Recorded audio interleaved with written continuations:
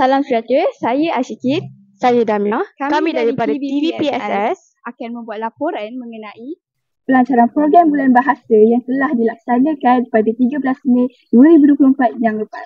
Baiklah Damia, apa tujuan utama program ini dilaksanakan? Saya rasa tujuan utama pelaksanaan program ini adalah untuk mendidik para pelajar berbilang bangsa khususnya di SMK Standar agar dapat menyemarakkan dan seterusnya memartabatkan bahasa kebangsaan negara tersebut dalam pelbagai aspek dan bidang yang boleh memaju ke arah kelestarian bahasa Melayu sebagai bahasa kelas dunia. Baik, terima kasih Damia.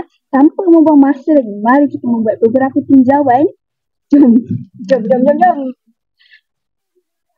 Salam sejahtera, bersama saya, Ketua Pelajar SMK Selenda iaitu Razik Hanafi.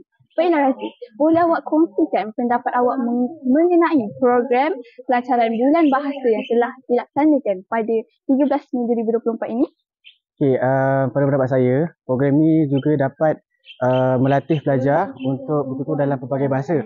Selain daripada itu, mereka juga dapat menambah ilmu pengetahuan dan mereka juga dapat melatih untuk berkomunikasi dengan kaum-kaum yang lain di sekolah ini. Terima kasih Razik. Terima kasih kerana meluangkan masa bersama kami. Sama-sama.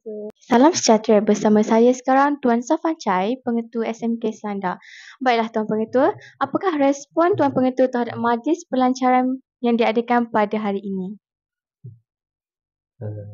Pelancaran minggu bahasa kita memang adalah sangat bersesuaian dengan kehendak KPM, iaitu memartabatkan bahasa Melayu dan memperkasa bahasa Inggeris. Jadi selari dengan hasrat KPM, maka kita perlu nampakkan usaha yang jelas kepada warga sekolah, murid khasnya tentang perihal pentingnya bahasa Melayu sebagai bahasa kebangsaan negara kita. Baiklah, seterusnya pada pendapat Tuan Pengetua, sejauh manakah program bulan bahasa ini mampu memberi kesan kepada para pelajar? Program ini mampu memberi kesan jika pelajar benar-benar diberi ruang, diberi peluang dan digalakkan menyertai aktivitinya. Kita tidak boleh buat program sekadar melepaskan batuk di tangga. Program semata-mata untuk buat program, tapi program seharusnya dan semestinya memupuk minat satu.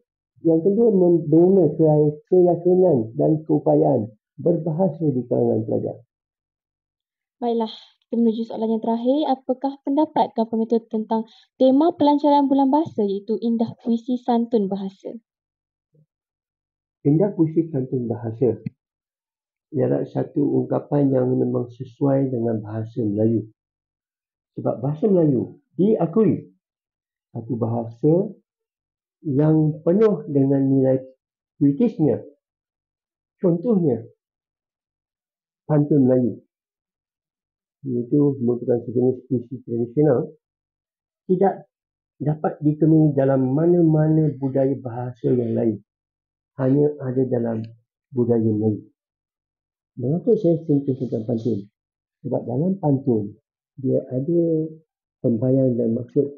Dalam pembayan pantun Melayu yang bermutu tinggi, jelas kita akan dapat lihat unsur alam dikaitkan dengan maksud yang disampaikan dalam pantun tersebut.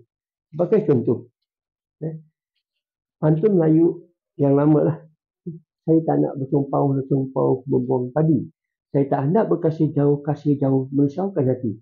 Apa kaitan sebenarnya? Kalau kita lihat secara kasar, mungkin generasi baru tak nampak. Generasi lama akan faham. Sebab generasi lama tahu apa itu bersumpau. Bersumpau langsung yang digunakan untuk menyebut padi. Tetapi bersumpau langsungnya kutip.